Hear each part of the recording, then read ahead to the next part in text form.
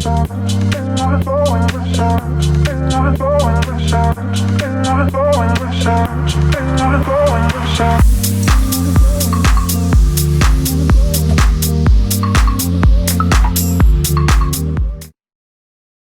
little children. This is Mr. Moorhead. I hope you're doing well. We are going to pick up where we left off yesterday. Yesterday, we had seen where the Nazis had invaded the Polish corridor. Again, this was a part of Poland, the country established after World War I. There was previously a Poland, but it kind of disappeared, been absorbed by Germany. So anyway, this is a new country, Poland. They have this area that connects them to the sea. This area splits the two Germanys. Hitler wanted this area, and the world refused to give it to him, so he invaded. This marks the beginning of World War I. Now, after today's lesson, you will have a writing assignment. A couple things I want to say about this writing assignment. Please listen carefully. I've mentioned this before, but I don't think some kids understood. Maybe I didn't do a good enough job. Your score on this writing assignment is going to show at 0, no matter what you do.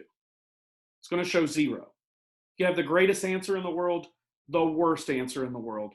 It shows as 0. What I need you to go by is not the 0. It's my comment. Now, when I comment and release it, it emails you, and you know I have a comment. If the comment says, hey, you did a great job, you're done. I think you understand what I presented. If the comment says, hey, this looks like you cut and pasted something from a Google search, I need you to go back and do it.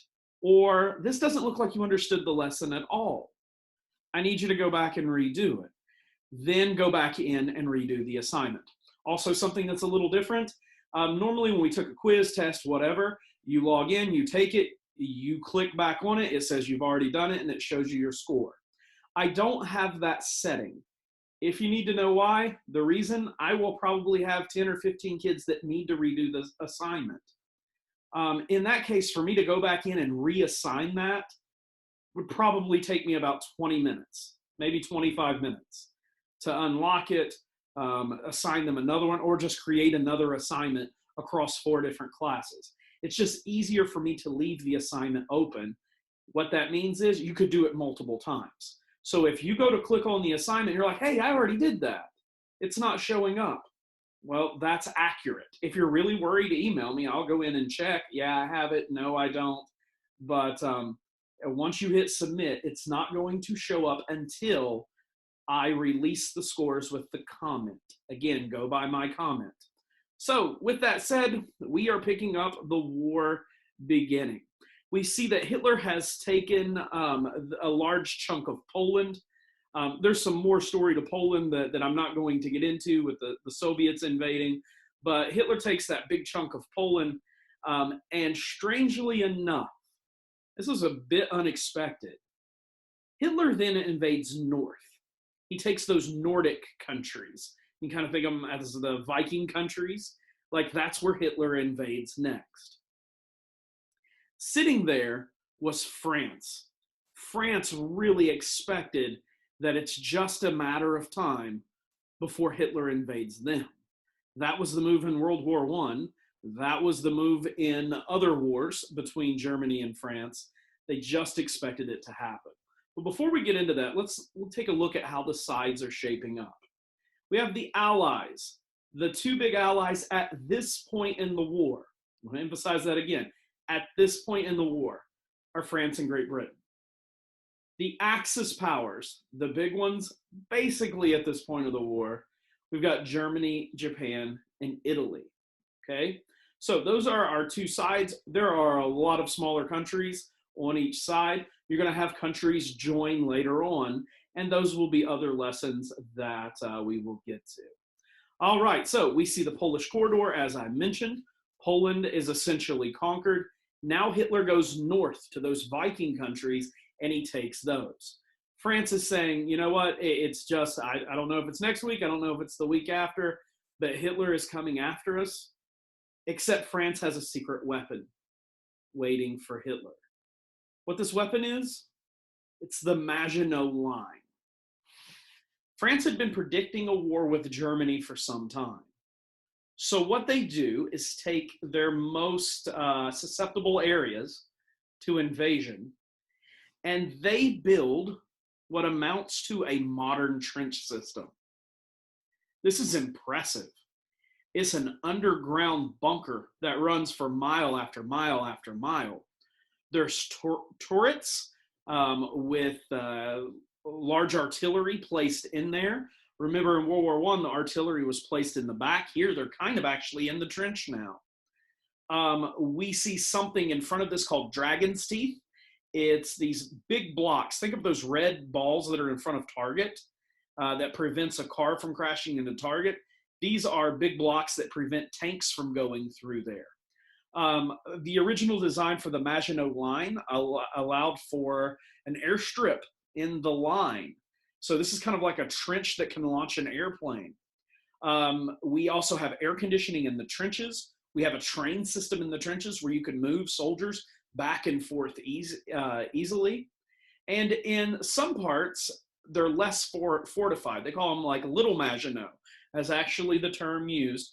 These are like outposts that they thought were less likely to be attacked by Germany. So they're not as heavily armored, but they're still connected to where troops could be rushed there. So we have France is ready for this showdown. They have worked on this for probably what amounts to a couple of decades, depending on how you look at it. And they're ready to go. Germany is not going to be able to invade. That's what the French thought.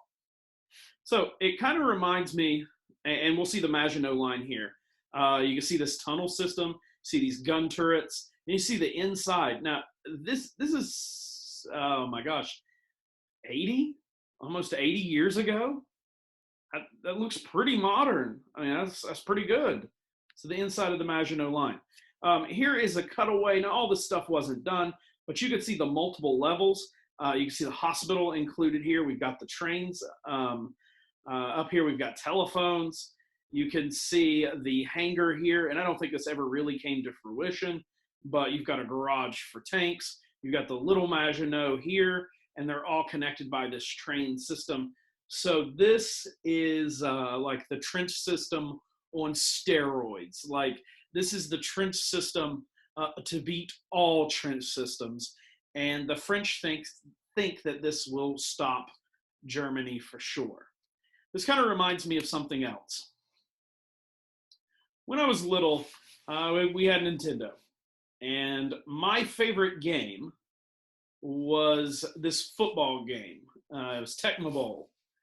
And I thought I was probably the best kid on the planet at this game. No way to play online back then. Online essentially didn't exist, maybe for the military or whatever, but not for ordinary people.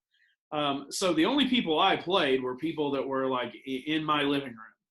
So the neighbors' kids, and there's basically no kid could beat me at this game. Like, it wouldn't even be close. Then the kids started getting some adults, getting those older folks to come in, see if they could beat me. Nobody could beat me. I dominated this game.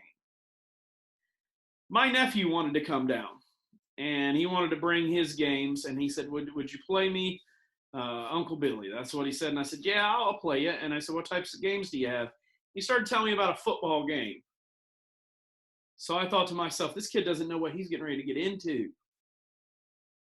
He does not understand how good I am at football games on the Nintendo. He doesn't understand it. So he'll get taught a lesson real quick. With my video game playing, I would be the first to tell you I haven't played video games in years. I still kind of don't, because that's all I do. Like, I was almost addicted to them. I remember one time my wife, she bought the Nintendo WWII, and I bought a game. This is before I had kids. I put it in there. I remember her going to work. I remember her coming home, and I remember her getting up the next morning. She's like, "Are you still playing?" And I'm like, "I guess I am." I played like 27 straight hours, beat the game. I'm real bad about just playing video games over and over, so I stopped. I don't play video games. So when my nephew came down, he hooks up his video game system, and what you see on the screen is what I was used to. 2 buttons, two buttons. There's some fancy games where sometimes you use one of these in addition to the two buttons, and then that's the controller. So my nephew comes in, he hooks up his video game, and this is what I see. There's buttons on the side, there's triggers, there's little tiny knobs, there's buttons everywhere. For the first 2 quarters of the football game, I ran in a circle. Occasionally I would jump, and then I'd just dive. I didn't understand it at all. Scores like 6,000 to nothing. My guy's turning circles like a ballerina. I can't do anything. What I expected was this. What I didn't understand, and I guess if I'd thought about it, maybe, I didn't think about it. What I didn't understand is a video game switched from this to this. I wasn't ready for this. I understood this. I don't understand that. The French and the Maginot Line are the exact same way. French expected this. French got this because they don't understand how war had changed from World War I to World War II. They didn't get it. War had changed significantly. War is much faster. We'll talk about it more in detail, but you're going to see the Nazis use something called blitzkrieg. This is lightning warfare. They are going to attack with everything they have on one point. Think of a blitz, if you will, in football. You attack at one point to confuse the defenders. In this case, to confuse like the offensive line or the quarterback. So war is so much faster.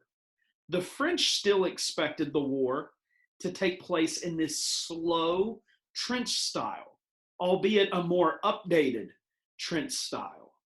The other thing is war is far more mobile. Remember, tanks at their best went about as fast as a self-propelled lawnmower in World War I. The tanks of World War II aren't significantly different from the tanks we have now. They can get up to 45 miles an hour easily, maybe faster than that. They run right over top of trees. They can go through trenches. They can go through valleys. It doesn't bother them. We're also going to be significantly more reliant on attacks from the air. World War I, you did not have a lot of air to ground attacks. You will in World War II, and they will be significant. The next thing, the war is going to be more widely dispersed. Remember in World War I, you have several battles that there's a part 1, and a couple years later is a part 2. They occurred in the exact same place. You're going to see the range, if you will, that soldiers and armies can reach are huge. They can be battling in 3 completely different parts of the country. To make this or to illustrate this, that into some form you would understand, that would be like saying we could battle in North Carolina, South Carolina, and Florida all at the same time and move troops pretty easily between those 3 locations. So one more time, the French expected this very stalemate style war, this very slow World War I trench style war, and what they got was something different. With the Maginot Line, here's what happens. The Germans just simply went around it. There was a part that was not heavily fortified because the geography looked really rough. It's a spot that would not be easily crossed. So as the Germans crossed into the smaller countries around France, it just basically went around the line. It was too fast. So the French, again, not ready for the speed, not ready for the mobility, and not ready for this blitzkrieg, this all-out attack from land and air, and not ready to defend multiple areas at once. So with that said, the Nazis go around the Maginot Line, and France is taken rather quickly. So in the matter of a couple of months, the Germans did more in those couple of months than they did in several years of World War I. So for the Nazis at this point in history, it's looking really good. For the Allies, things look horrible. We'll pick up more in our next lesson. Again, make sure you do the writing assignment. Make sure you're not Googling and just randomly cutting and pasting. I've had that a bunch. It's very easy for me to figure that out. I just cut and paste it out of your document, put it back into Google, and then it shows me where you got it from. So again, use your answers based on our lesson today. I should have your sentences, not somebody else's. It'll take me a day or two, but just like before, I will reply back to you with a comment. If the comment says, great job, great thought, hey, that's a good point, I like your writing, then you're done. If it says, please redo it, send it back to me. And or if you have more questions, let me know, and we'll talk about it. And then you can send me another copy of the assignment. All right, guys, I hope you have a great day. Hope you enjoyed the lesson. Thanks.